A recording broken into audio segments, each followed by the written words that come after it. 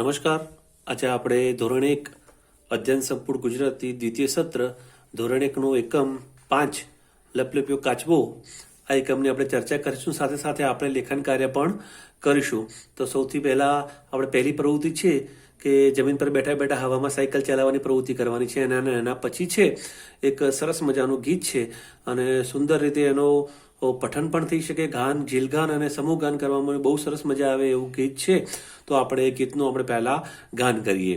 તો એના શબ્દો છે, હે ઢીંકા ચીકા ઢીંકા ચીકા ઢીંકા ચીકા તું, ઢીંકા ચીકા ઢીંકા ચીકા ઢીંકા ચીકા તું, પતંગિયા ઓ પતંગિયા તું શીખવી જા મને ઉડવાનું. હે ઢીંકા ચીકા ઢીંકા ચીકા ઢીંકા ચીકા તું, ઢીંકા ચીકા ઢીંકા ચીકા ઢીંકા ચીકા તું, કોયલ બેન ઓ કોયલ બેન તું શીખવી જા મને ગાવાનું. હે ઢીંકા ચીકા ઢીંકા ચીકા ઢીંકા ચીકા ચીતા કીતા ઢીંકા ચીકા તું, મોરલિયા ઓ મોરલિયા તું શીખવી જા મને નાચવાનું. હે ઢીંકા ચીકા ઢીંકા ચીકા ચીતા કીતા ઢીંકા ચીકા તું, માછલી બેન ઓ માછલી બેન તું શીખવી જા મને તરવાનું.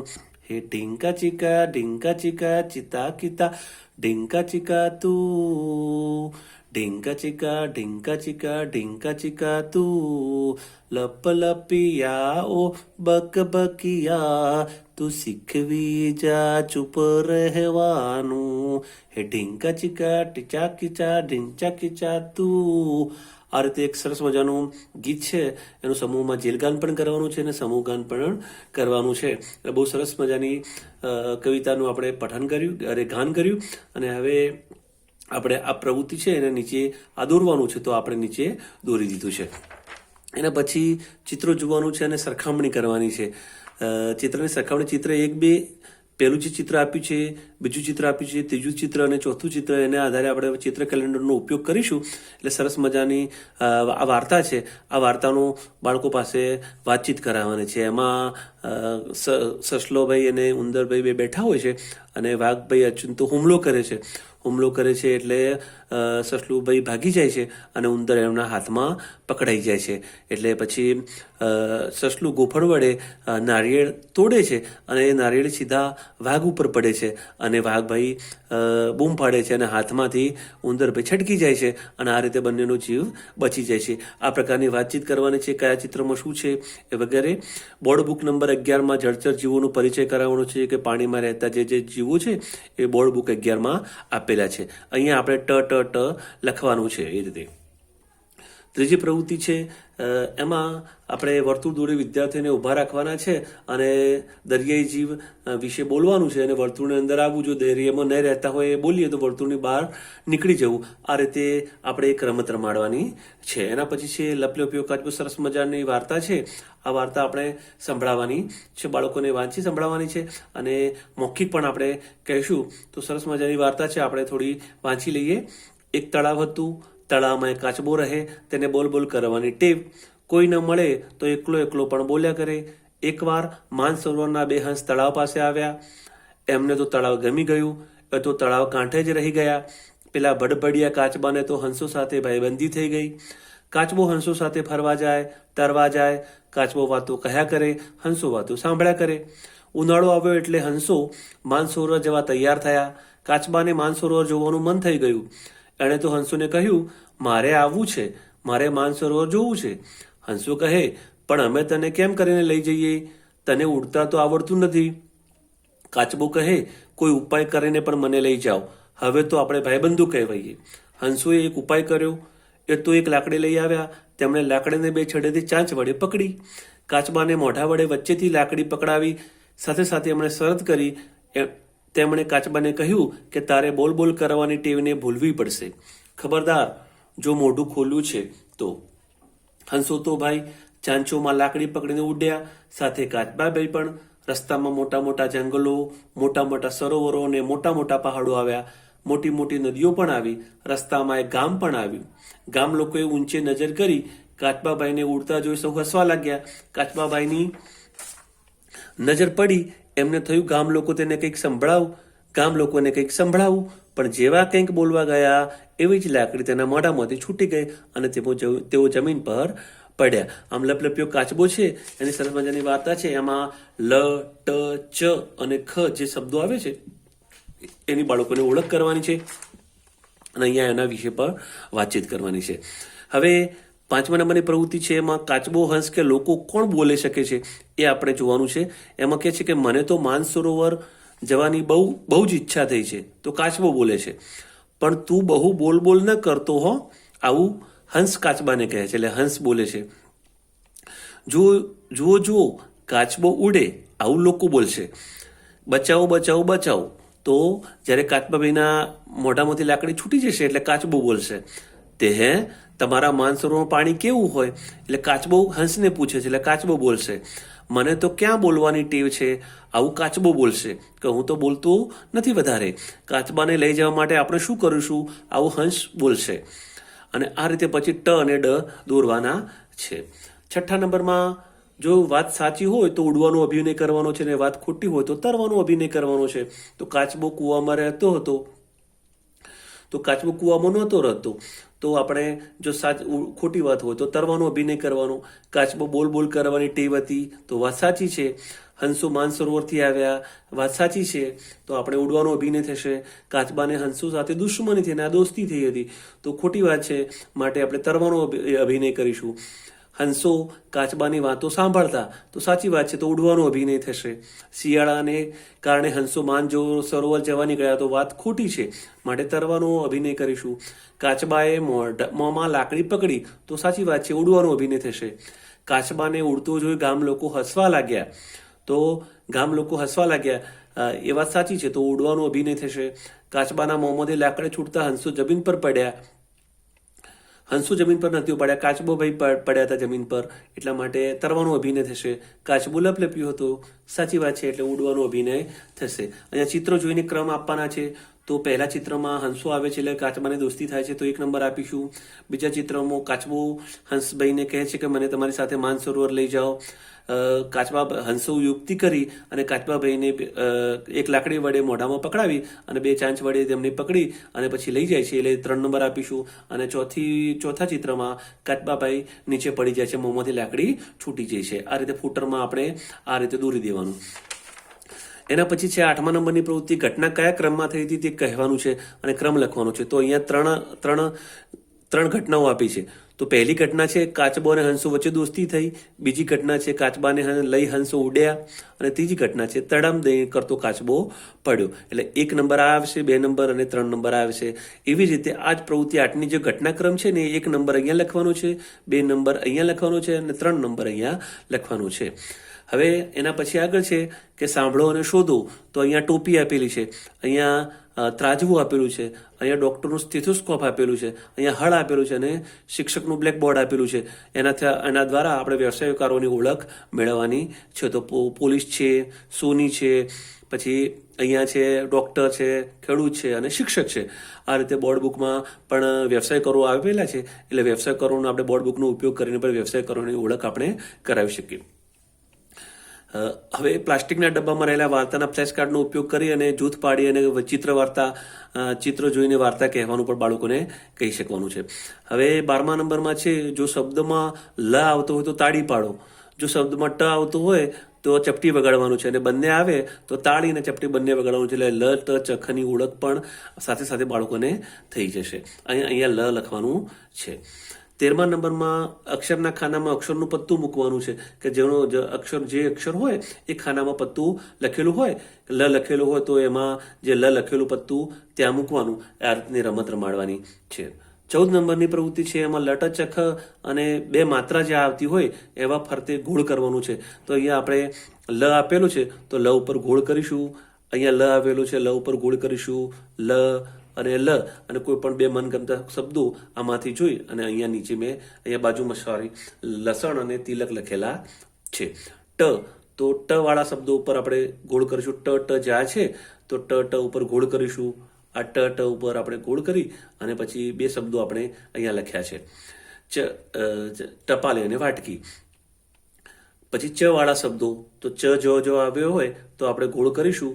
ચમચી, તડબૂચમાં ચ, કાચબો, અને બે શબ્દો લખ્યા છે ચમચી અને કાચબો. આ રીતે ખમા અને ડબલ માત્રા આપેલી છે એરાવત. તો એરાવતમાં દૈનિક, કુવૈત અને સદૈવ આ જે શબ્દો છે એમાં એરાવત અને દૈનિક લખેલું છે. અને ખમા, ખાતર, ભાખરી, નખમાં નખ, અને અહીંયા ખ છે માખણમાં. નખ અને માખણ બે અહીંયા લખેલા છે. હવે અક્ષર થપ્પુ રમત રમવાની છે. એના પછી 16મા નંબરની જે પ્રવૃત્તિ છે એમાં લટચક્કરની ઓળખ આપણે કરવાની છે. અને તીરની નિશાન પર બાળકોને આંગળીનો ટેરવા ફેરવી અને પછી લટ અને ચ અને ખ કઈ રીતે કરવું એનો ખ્યાલ આપવાનો છે. એના પછી ગીતડું ગાવું લપલપ્યો કાચબો વાર્તા સાંભળવાની છે. અને અહીંયા લ, ટ, ચ અને ખ, લટચખ અને લીટી ચીખી. લીટી ચીખીમાં અહીંયા આપણે અનુલેખન કરવાનું છે. એના પછી છે જોડીમાં આપણે કામ કરવાનું છે. તો શીખેલા કોઈ એક અક્ષરને તમારા મિત્રની હથેળીમાં આંગળી વડે લખવાનું છે. અને મિત્ર એ ઓળખી શકે છે કે નહીં એ આપણે એનો જો મિત્ર તમારી હથેળીમાં લખવા માટે કહો, તમારી હથેળીમાં લખે અને પછી તમે ઓળખો છો કે નથી ઓળખતા, એ રીતે બાળકો જોડીમાં કામ કરી અને અક્ષરની ઓળખ કરશે. અહીંયા 19મા નંબરની પ્રવૃત્તિ છે. એમાં કૈલાસ લખેલું છે. કૈલાસને કાબર ગમે છે તો આટલું વાક્ય વધાર્યું. પછી કૈલાસને કલબલ કરતી કાબર ગમે છે. આ રીતે બાળકોને બોર્ડ ઉપર લખાઈ અને વાંચન કરાવવાનું છે. ટન બે માત્રા ઉપર આપેલી છે. એવી રીતે ટઈ નો અર્થ ટઈ શબ્દ અક્ષર અહીંયા લખવાનો છે. એના પછી 20મા નંબરનો જે ફકરો છે વાંચવાનો છે. અને એમાં લટચખવાળા જે શબ્દો છે શોધીને ગોળ ગોળ કરવાનું છે. કે ખટારો ધમધમ કરતો આવે છે, તેમાં ટામેટા ભરેલા છે. લાલ ચટાક ટામેટા, ખાટા મીઠા ટામેટા, તાજા તાજા ટામેટા. મમ્મી બોલી આજે તો સેવ ટામેટાનું શાક બનાવીએ. અને એમાંથી જે શબ્દો અહીંયા લટચખવાળા જે શબ્દો ફરતે ગોળ કરેલું છે એના નીચે લીટી દોરી અને પછી એ શબ્દો અહીંયા લખવાના છે.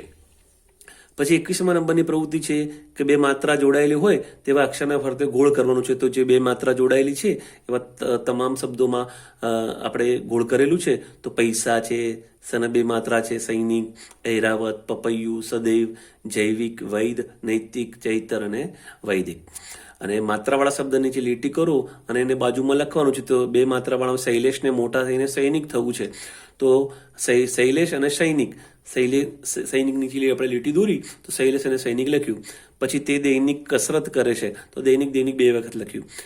હવે અહીંયા છે કે ભાઈને હિન્દીમાં ભૈયા કહેવાય, ભૈયા, અને મૈનાને મહિના કહેવાય. તો ભૈયા એને મહિના, મમ્મીને મહિના કહેવાય, મૈયા કહેવાય. સોરી, તો મૈયા બે વખત લખ્યું. તો કહો ગાયને શું કહેવાય? તો ગાયને ગૈયે કહેવાય. ગોપી સાથે રાસ રમે તે કનૈયો, તો કનૈયો બે વાર શબ્દ લખ્યા આપણે. અને પછી નવરાત્રિમાં રાસ રમે તે ખેલૈયો, તો ખેલૈયો બે વાર લખ્યા. અને ધૂળેટીને રંગથી રમે તે ઘેરૈયો કહેવાય, તો ઘેરૈયો બે વાર લખ્યા. છને બે માત્રા લખી અને છને બે માત્રાવાળા અક્ષર અહીંયા લખી દીધા છે. તો અહીંયા પાછું સરસ મજાની ફરીથી કવિતા આવી છે. કવિતા કહેવાની છે કે ટીકુ વાંદરો તોફાની, રોજ કરતો મનમાની, ઊંધો લટકી હિંચકા ખાય, હુપાહુપ બસ કરતો જાય, તોડે ડાળખા તોડે પાન, સૌને એનાથી ફરિયાદ, તળાવમાં ફેંકે પથ્થર, ગુસ્સે થઈ ગયો એક મગર, મગરને મનમાં વાળી ગાંઠ, ટીકુડાને ભણાવું પાઠ, પાણી પીવા ટીકુ જાય, મગરના મોં પગ પકડાય, ટીકો વાંદરો ચીસાચીસ, મગર મોઢું ભીસાભીસ, સૌ આ દેખી રાજી થાય, ભલે ટીકુને મગર ખાય, ટીકુ વાંદરો જોડે હાથ, મને કરો મગરભાઈ માપ, નહીં કરું કોઈ દી તોફાન, મગરની સામે પકડ્યા કાન, દયા મગરને આવી ગઈ, દાંતની બેડી ખુલી ગઈ, પગ ટીકુનો છૂટ્યો ફટ, ઊભી પૂંછડીએ ભાગ્યો ચટ. આ રીતે સરસ મજાનું આપણે પઠન કરાવીશું એટલે બાળકોને ખ્યાલ આવી જશે કે ભાઈ ટીકુ વાંદરો તોફાન કરતો હતો. અને પછી જે ખાય, જાય, પાંદ, ફરિયાદ, આવા જે સમાન અર્થવાળી જોડી છે ને એ અહીંયા લખવાની. પથ્થર, મગર એ મેં અહીંયા લખી દીધી છે. અને ખને બે માત્રા ખઈ છે એ અહીંયા લખવાનું છે. અને પછી વાતચીત કરવાની છે ટીકુ વાળી. હવે ચિત્ર ઓળખવાનું છે. તો અહીંયા ગાજર છે તો ગાજર લખ્યું છે, લસણનું લસણ લખ્યું છે, કાબર છે કાબર, અનાનાસ, લપસણી છે, ચમચી છે, સૈનિક છે અને પપૈયું છે. હવે આગળ 26 નંબરની પ્રવૃત્તિમાં હવે બિગ બુક અને ચિત્ર વાર્તા, 25 નંબરની પ્રવૃત્તિમાં બિગ બુક અને ચિત્ર વાર્તા પુસ્તિકામાંથી વિદ્યાર્થીઓને કહે તે વાર્તા વાંચી સંભળાવવાની છે. અને ગીતના આધારે મને ઓળખો, તો મેં માફી માંગી, તો માફી કોણે માંગી? વાંદરાએ માંગી. પછી મેં એ તોફાનીનો પગ પકડી લીધો, તો તોફાનીનો પગ કોણે પકડ્યો? તો મગરે પકડ્યો. મેં તેને પૂંછડી પકડી લીધી, તો મગરે પૂંછડી પકડી.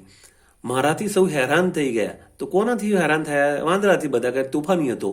મને દયા આવી ગઈ, તો મગરને દયા આવી ગઈ. ટીકુ રોજ અમને તોડ્યા કરે, તો કોને તોડતો હતો? ડાળખા અને પાંદડા તોડતો હતો. મેં તળાવમાં પથ્થર ફેંક્યો, તો વાંદરાએ પથ્થર ફેંક્યો. હું ઝડપથી ત્યાંથી ભાગી ગયો, તો વાંદરો ભાગી ગયો.